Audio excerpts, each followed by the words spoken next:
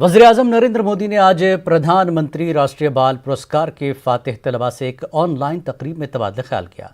मुल्क भर से इस अवार्ड के लिए मुंतखब किए गए तलबा में अलीगढ़ मुस्लिम यूनिवर्सिटी के 11वीं जमात के तालिब इल्म मोहम्मद शादाब भी शामिल हैं। अलीगढ़ के मोहल्ला जमालपुर के रहने वाले मोहम्मद शादाब ने कलेक्ट्रेट दफ्तर से आज ऑनलाइन प्रोग्राम में शिरकत की। वज़ीर-ए-आज़म से बात करके उन्होंने जहां मसरत का इजहार किया, वहीं अपने मुस्तकबिल के मिशन से भी वज़ीर-ए-आज़म को वाकिफ़ कराया। अलीगढ़ बिलखसूस AMU के तालिब इल्म की इस कामयाबी पर मसरत का इजहार किया जा रहा है। मोहम्मद शादाब के वालिद मोटर मैकेनिक हैं जो अलीगढ़ दिल्ली रोड पर दुकान में काम करते हैं। शादाब के वालिदा जरीना बेगम कहती हैं कि हमारी ख्वाहिश थी कि उनका बच्चा आला तालीम हासिल करे, इसलिए हमने सच्ची लगन और मेहनत करके अपने बच्चों को पढ़ाया। आज ये कामयाबी इस मेहनत का फल है। शादाब, आप अमेरिका में युवा एम्बेसडर की तरह काम कर रहे हैं। स्कॉलरशिप हासिल करके अलीगढ़ से अमेरिका तक की यात्रा आपने की, कई अवार्ड भी आपने जीते और विमेन एम्पावरमेंट के लिए काम भी कर रहे हैं। इतना सब करने की प्रेरणा आपको कहां से मिलती है? आदरणीय प्रधानमंत्री जी, नमस्कार। सबसे पहले तो मैं ये बताना चाहूँगा कि मैं अलीगढ़ मुस्लिम विश्वविद्यालय का 11वीं कक्षा का छात्र हूँ और इतना सब कुछ करने की प्रेरणा मुझे अपने माता पिता एवं अलीगढ़ मुस्लिम विश्वविद्यालय के टीचरों से मिलती है।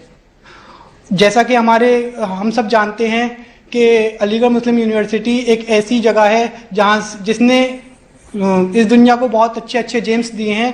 ऐसा ही मैं चाहता हूं कि मैं भी अलीगढ़ मुस्लिम यूनिवर्सिटी का नाम रोशन करूं और देश के लिए कुछ कर गुजरूं। बहुत अच्छा लगा प्रधानमंत्री जी से बात करके, और आज मेरे बेटा यहाँ इस मुकाम पर पहुँचा है तो मुझे बहुत खुशी हो रही है। मैं चाहती हूँ बस इसी तरह आगे बढ़ते रहें और इसी तरह काम को अपने अंजाम देते रहें। ये अलीगढ़ मुस्लिम विश्वविद्यालय का छात्र शादाब है, जिसको राष्ट्रीय बाल पुरस्कार, प्रधानमंत्री राष्ट्रीय बाल पुरस्कार से सम्मानित किया गया है। इसको एकेडमिक्स में ये पुरस्कार मिला है। इसने 1 वर्ष अमेरिका में रह करके और भारत का, भारतीय संस्कृति का, भारतीय संस्कृति, भारतीय शिक्षा आदि का प्रचार किया है वहाँ पे, और करीब 25 से अधिक प्रेजेंटेशन। अलीगढ़ मुस्लिम यूनिवर्सिटी कौमी अहमियत का हामिल इदारा है। ये बात AMU ने साबित करके दिखाया है। दुनिया भर में फैली कोरोना वबा से निपटने के लिए जब Indian council of medical research और हैदराबाद की बायोटेक ने अपने वैक्सीन बनाने की शुरुआत की तो इसमें मुल्क के कई मेडिकल कॉलेजों को भी शामिल किया गया। इसमें अलीगढ़ मुस्लिम यूनिवर्सिटी का जवाहरलाल नेहरू मेडिकल कॉलेज भी शामिल था, बल्कि ये कहा जाए तो गलत ना होगा कि नुमायां रोल अदा कर रहा था। जवाहरलाल नेहरू मेडिकल कॉलेज की कोरोना वैक्सीन के ताल्लुक से की गई नुमायां खिदमात के एतराफ़ में अब बायोटेक की जानिब से AMU को तहनीती पैगाम भेजा गया है। AMU के vice chancellor professor Tariq Mansoor ने इस कामयाबी पर मसरत का इजहार किया है। वैक्सीन ट्रायल इंडिया में स्टार्ट हुआ था तो हमने पूरी कोशिश की कि हमारे इंस्टीट्यूशन को ही मिल जाए। तो इसमें जो है इंडियन काउंसिल मेडिकल रिसर्च ने भी हमारे साथ सहयोग किया और भारत बायोटेक को ने भी ये कहा कि ठीक है, हम अलीगढ़ मुस्लिम यूनिवर्सिटी को ये ट्रायल देते हैं। तो सब लोगों की कोशिश से ये ट्रायल मिला और उसके बाद जो है हमने इसको 1000 जो है वॉलंटियर्स इसके अंदर इनरोल किए। अब ये जो ट्रायल हो रहा है इसके अंदर ये डबल ब्लाइंड क्लिनिकल ट्रायल है। तो इसके अंदर जिसको लग रहा है उसे ये नहीं पता मुझे वैक्सीन लग रहा है या प्लेसिबो लग रहा है, और हम जो लगाने वाले हैं जो प्रिंसिपल इन्वेस्टिगेटर्स हैं ना, उनको पता कि ये जो है वैक्सीन लग रही है, प्लेसिबो लग रहा है। तो इसमें जो है हम लोग जो थे इंडिया में पहले इंस्टीट्यूशन थे जिसने 1000 वॉलंटियर्स इनरोल किए। यूपी सुन्नी सेंट्रल वक्फ बोर्ड के चेयरमैन जफर फारूकी की मुद्दत-ए-कार में योगी हुकूमत की तरफ से तौसी किए जाने को इलाहाबाद हाई कोर्ट ने कलादम करार दिया है। इलाहाबाद हाई कोर्ट ने सुन्नी वक्फ बोर्ड की तौसी को वक्फ ज़ाब्तों की सख्त खिलाफ वर्जी करार दिया। साथ ही इलाहाबाद हाई कोर्ट ने रियासती हुकूमत को हुक्म दिया कि वो 28 फरवरी से पहले सुन्नी सेंट्रल वक्फ बोर्ड का चुनाव कराए।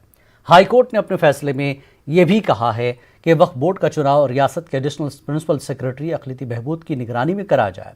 वक्त वाज़ेह है कि गुज़श्ता 30 सितंबर को रियासत की गवर्नर की जानिब से सुन्नी सेंट्रल वक्फ बोर्ड के चेयरमैन जफर फारूकी की मुद्दत-ए-कार में दूसरी बार तोसी करने का हुक्मनामा जारी किया गया था।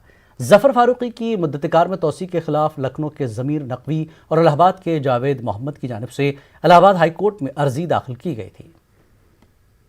6 महीने का जो टर्म एक्सटेंड कर दिया था गवर्नमेंट ने, जो इलेक्टेड बॉडी है 6 महीने के लिए 2 बार एक्सटेंड किया था, वो हाई कोर्ट में चैलेंज हुआ था। उस ऑर्डर को हाई कोर्ट ने कहा कि वो इलीगल है और इसके बाद भी इनके पास इलेक्शन और बॉडीज़ का इन्होंने कराया इसी तरह की एक्टिव, और ये तो छोटी सी एक बॉडी है, इसका इलेक्शन इन्होंने न करा करके एक तरह से इलीगल काम किया। इसलिए इनको डायरेक्शन दिया जाता है कि ये 6 महीने में 28 फरवरी 2021 तक इलेक्शन कर लें और इलेक्शन करा के उसका रिजल्ट डिक्लेयर करके नई बॉडी, इलेक्टेड बॉडी जो है उसको कॉन्स्टिट्यूट करें। सुन्नी सेंट्रल वक्फ बोर्ड और शिया वक्फ बोर्ड, ये दोनों वक्फ बोर्ड जो हैं उत्तर प्रदेश के अंदर, क्या सारे वक्फ बोर्ड पूरे हिंदुस्तान के असंवैधानिक तरीके से काम कर रहे हैं जिस पर सरकार की कोई लगाम नहीं है। और ये एक बहुत ही बड़ा इशू है जिससे वक्फ की प्रॉपर्टी पूरे हिंदुस्तान में तबाह और बर्बाद हो रही है। इसको कैसे रोका जाए, ये एक सवालिया निशान है।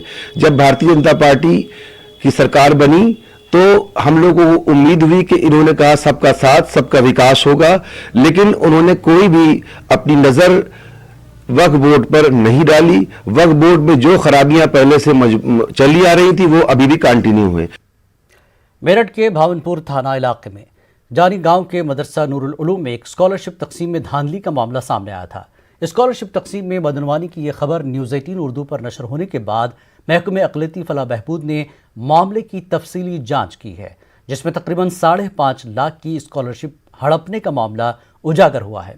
मुतल्लिक़ा महकमे के अफसरान ने इस मामले में कार्रवाई करते हुए मदरसा मुंतजिम के खिलाफ भावनपुर थाने में एफआईआर दर्ज कराई और मदरसे का रजिस्ट्रेशन ख़त्म करने के लिए आगे की कार्रवाई की है। लेकिन इसमें से लगभग 25-26 बच्चे ऐसे मिले जिनके खाते में पैसा जाने के बावजूद उन बच्चों के द्वारा वो पैसा आरित नहीं किया गया, बल्कि आधार इनेबल्ड पेमेंट सिस्टम से किसी तरह मदरसा के जो छात्रवृत्ति नोडल अधिकारी था उसके द्वारा वो पैसा आरित कर लिया गया। कुछ बच्चे ऐसे भी निकले जिनको ये भी सूचना नहीं थी कि उनका खाता पर्टिकुलर किस बैंक में है। जैसे उनके पास सूचना थी कि उनका खाता यूको बैंक में खुला है, जबकि मदरसा प्रबंधक द्वारा उनका खाता किसी अन्य बैंक में खुलवाया।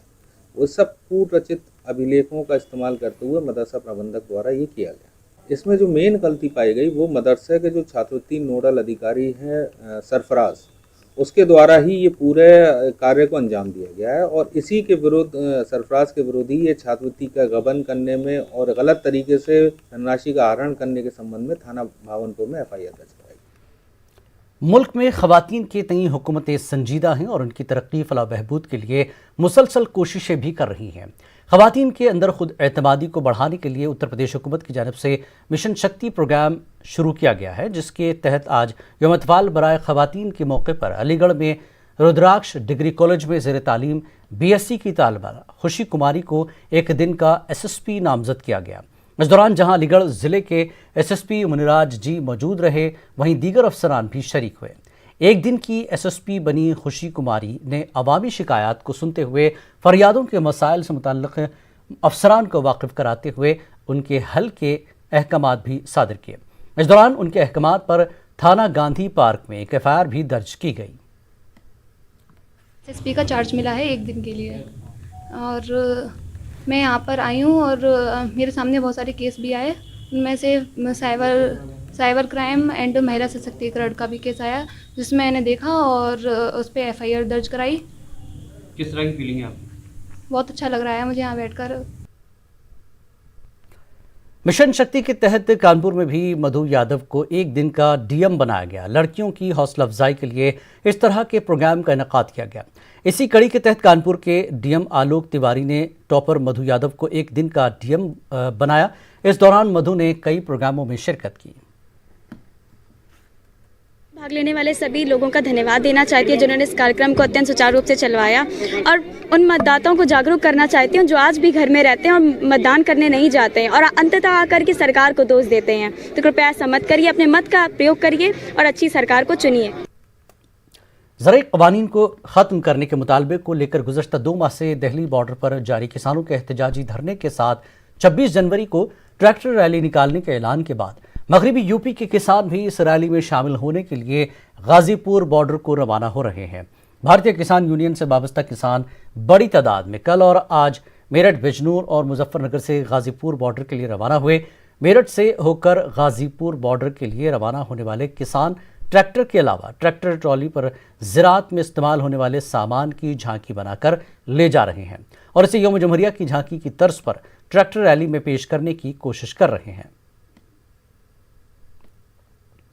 महाराष्ट्र के औरंगाबाद में एक सफाई मुलाजिम था। उन्होंने कड़ी मेहनत की लेकिन हमेशा पैसे के लिए मुश्किलात का सामना किया। फिर वो वर्ल्ड टॉयलेट कॉलेज गए जहां उन्हें अपनी जिंदगी बदलने की हिम्मत मिली। मेरा नाम विजय टाक है। मैं वहाँ पर पहली बार गया तो मुझे ऐसा लगा देख के, अरे वर्ल्ड टॉयलेट कॉलेज बोले तो कॉलेज ऐसा पहली बार सुनने में अजब-व-गरीब लगा। टॉयलेट कॉलेज ये ऐसा लगने, तो ऐसा भी होता है क्या टॉयलेट कॉलेज है? तो वहाँ पे जाने के बाद देखा तो सब अच्छा लगा और एक मन में वो हुआ कि नहीं, यहाँ मुझे ट्रेनिंग लेनी चाहिए। कोई काम करना है तो वहाँ पे जाके हम डायरेक्ट काम करते थे, तो सेफ्टी किट यूज़ नहीं करते थे। वहाँ जाने के बाद पता चला कि हमें हैंड ग्लोव्स पहनने चाहिए। समझो सीवर में उतरना है तो एक जैकेट था, वो सेफ्टी किट का जैकेट वो दिया गया, गम बूट दिए गए। फिर वो पहनने के बाद सीवर में उतरा तो कुछ भी वो नहीं हुआ ना, तो उससे और अपनी गंदगी से और अपना संपर्क नहीं हुआ। तो इसे वो उतारने के बाद सिर्फ उसे वॉश कर लिया और उस पर सैनिटाइज़र कर लिया तो एकदम क्लीन। मुझे भी कुछ उससे वो नहीं हुआ, नहीं तो ऐसा लगता था जब खाना खाने बैठते तो याद आती थी तो खाना खाने को मन नहीं करता था। What we actually did in the World Toilet College was brought them in, and over a 5-day period we were able to train them on several things. Train them on hygiene, train them on how to make sure that sanitation is done the right way, make them understand what their rights are basically as Indian citizens. So at the end of this, we were able to kind of place them with some really benevolent companies in housekeeping jobs, in cleaning jobs, in hospitals, in hotels and so on and so forth. And I'm really happy that till the end of 2019, very early 2020, before COVID started, we had trained and rehabilitated and placed in jobs 5,000 plus manual scavengers in Aurangabad, Bombay and Pune. National voter day के मौके पर आज अलीगढ़ में commissioner की मौजूदगी में नहायत ही जोश व खरोश के साथ वोटर डे मनाया गया। इस दौरान जहां सकाफती प्रोग्राम मुनक्किद हुए, वहीं कमिश्नर अलीगढ़ रीजन गौरव दयाल ने लोगों को हलफ दिलाते हुए बूथों पर बेहतर काम करने वाले बूथ लेवल अफसरों को एजाज से भी सरफराज किया। हिमालय के ग्लेशियरों से लेकर मेघालय में दुनिया के इंतहाई घने जंगलात तक, असम में ब्रह्मपुत्र की ऊंची धारों से लेकर राजस्थान और तमिलनाडु के सुकड़ते ज़मीनी पानी तक, लद्दाख के बर्फीले सहरा से ज़मीन के दलदल तक, हिंदुस्तान में पानी की हकीकत और पानी का बहरान उतना ही ज़्यादा है जितना ये मुल्क मुतन्नो और वसी है। आज हम इसके कई पहलुओं में से एक पहलू को पेश कर रहे हैं। स्वच्छता और पानी, सोचो तो क्यों है आज सहमा सहमा पानी, ये चुपचाप पानी क्यों? चलो बदल दे ये कहानी, कहानी बचा ले निशानी हम।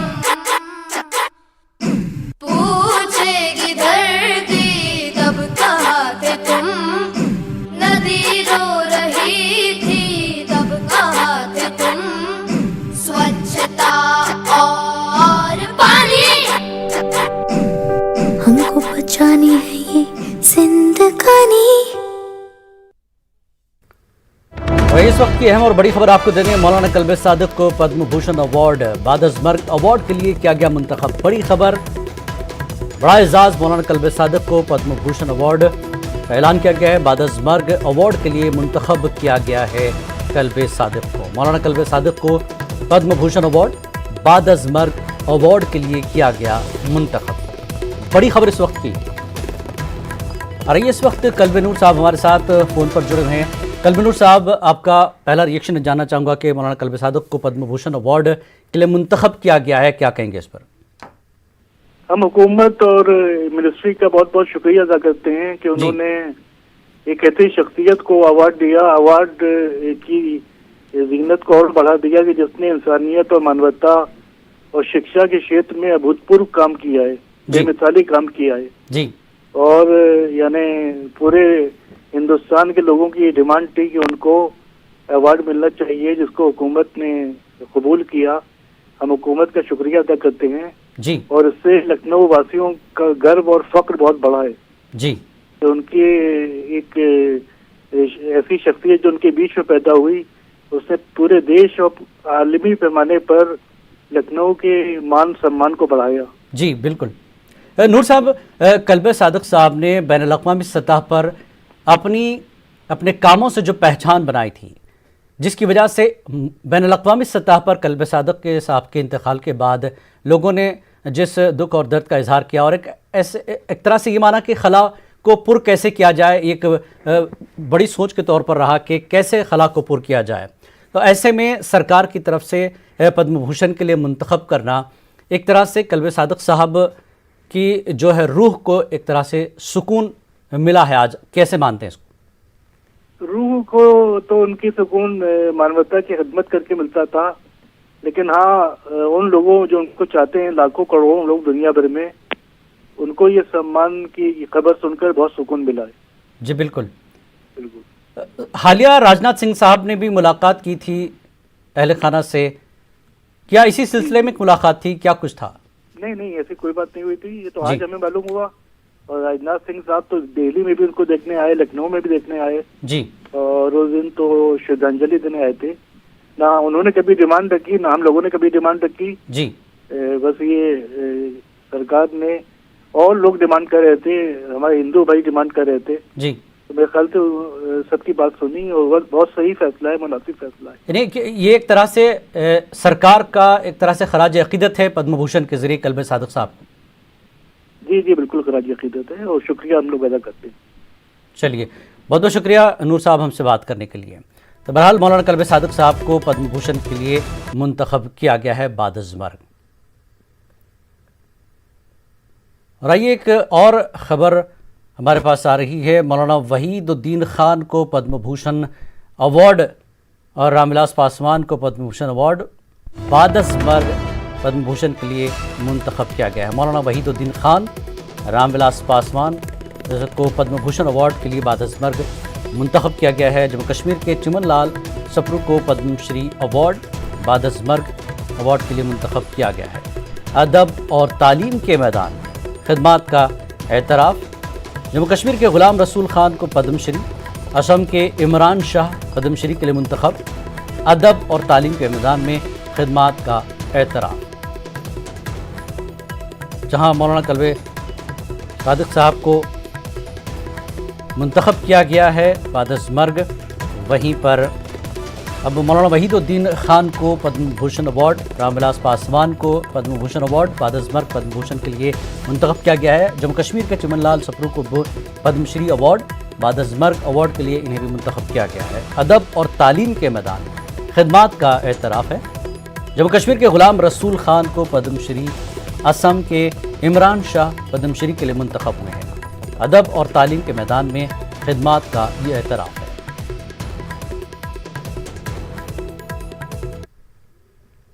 और आगे बढ़ेंगे। कानपुर शहर को मेट्रो सिटी बनाने के लिए शहर में तेज़ी के साथ काम किया जा रहा है। इस ज़मीन में मेट्रो ट्रेन की भी तैयारियां चल रही हैं और जनवरी 2022 तक मेट्रो से लोग सफ़र करना शुरू कर देंगे।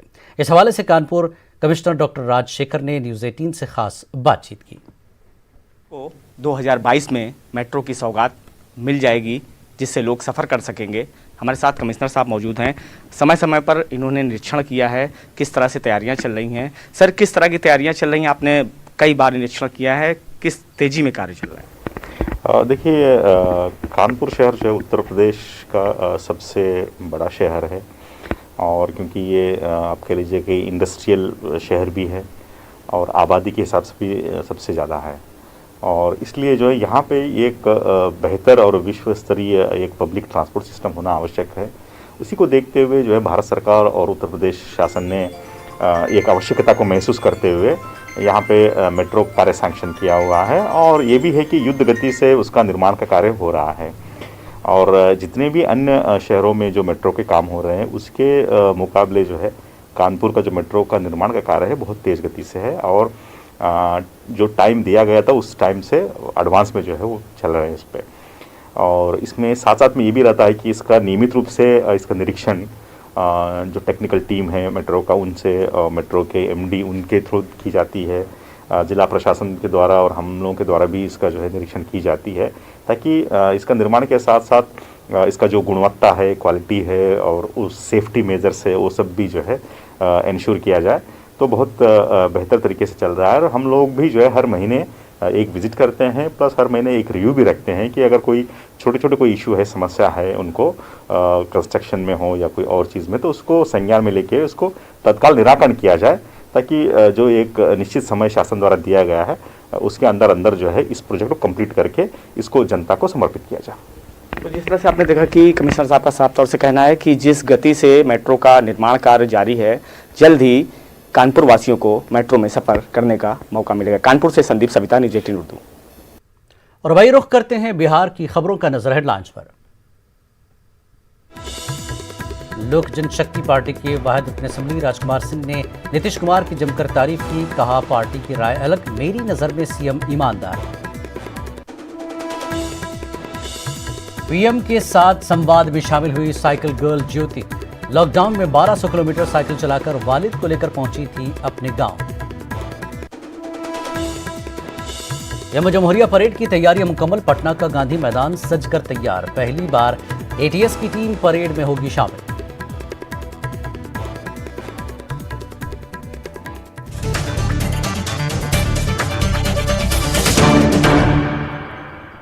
दरभंगा की ज्योति के लिए आज का दिन खास रहा। वज़ीर आज़म नरेंद्र मोदी के वर्चुअल खिताब में दरभंगा से साइकिल गर्ल ज्योति ने शिरकत की।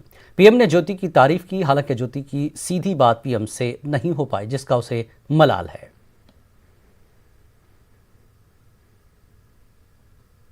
आज 11वां कौमी वोटर्स डे है। इस मौके पर पटना के अधिवेशन भवन में एक प्रोग्राम का इनेकाद किया गया जिसका बिहार के चीफ सेक्रेटरी दीपक कुमार ने इफ्तिताह किया। दीपक कुमार ने अपने खिताब में कोरोना के दौरान अफसरान की खिदमत की तारीफ की।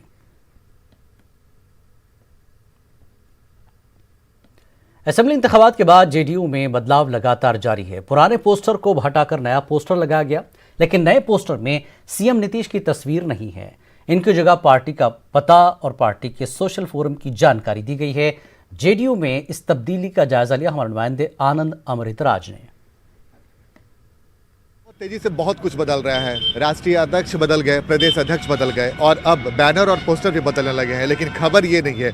तस्वीर हम आपको दिखाते हैं। ये जेडीयू दफ्तर में पुरानी तस्वीर है, पुराने बैनर पोस्टर लगे हुए हैं जिसमें जनता दल यूनाइटेड का नाम लिखा हुआ है और उसके बाद इसमें जो पुराना पता था पार्टी का दफ्तर का वो भी पता लिखा हुआ है। सब कुछ वही है, लेकिन इसमें एक सबसे खासियत मैं आपको दिखाता हूं और एक और तस्वीर दिखाऊंगा। इसमें नीतीश कुमार का चेहरा लगा हुआ है और नीतीश कुमार के चेहरा के बाद जनता दल यूनाइटेड बिहार लिखा हुआ है और जो पार्टी का जो पता है वीरचंद पटेल पथ, वो तमाम चीज़ें लिखी हुई हैं। फ़ोन नंबर, जेडीयू का ईमेल आईडी क्या है, वो तमाम चीज़ें लिखी हुई हैं। लेकिन इस पोस्टर में सबसे जो खास है वो है नीतीश कुमार का जो चेहरा है लगा हुआ पोस्टर।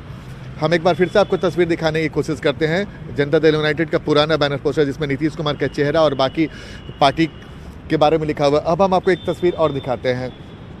हम जेडीयू में एक नया पोस्टर लगाने की तैयारी हो रही है और वो बैनर पोस्टर की तस्वीर हम आपको दिखाते हैं। वो तस्वीर आप देखिए। उस तस्वीर में जनता दल यूनाइटेड बिहार पार्टी का नाम लिखा हुआ है, तीर का भी जो निशान है वो भी लिखा हुआ है, लेकिन उसमें जो हाईटेक जेडीयू होते जा रहा है, JDU online, Janata Dal United, यानी कि सोशल मीडिया का जो भी फोरम है वो तमाम फोरम की चर्चा इस बैनर पोस्टर में कर दी गई। लेकिन जो नहीं दिख रही है इस बैनर में, नए बैनर में, वो है नीतीश कुमार की तस्वीर। इस नए बैनर पोस्टर की तस्वीर में कहीं भी आपको नीतीश कुमार का चेहरा नज़र नहीं आएगा, जबकि पुराने बैनर पोस्टर में नीतीश कुमार का चेहरा लिखा हुआ था और बाकी पार्टी का जो भी सोशल मीडिया के जो भी जानकारी से तमाम बातें उल्लेख कर दी गई हैं। तो ये तस्वीर है जेडीयू दफ्तर के बाहर की, जो बड़े बड़े बैनर पोस्टर लगाए गए हैं उसकी। पुराने बैनर पोस्टर में नीतीश कुमार की तस्वीर, लेकिन नए बैनर पोस्टर में नीतीश कुमार बैनर पोस्टर में तस्वीर से गायब। कैमरामैन सुबोध के साथ आनंद अमृतराज, न्यूज 18 नेटवर्क, पटना। इस बुलेटिन में इतना ही। आदाब।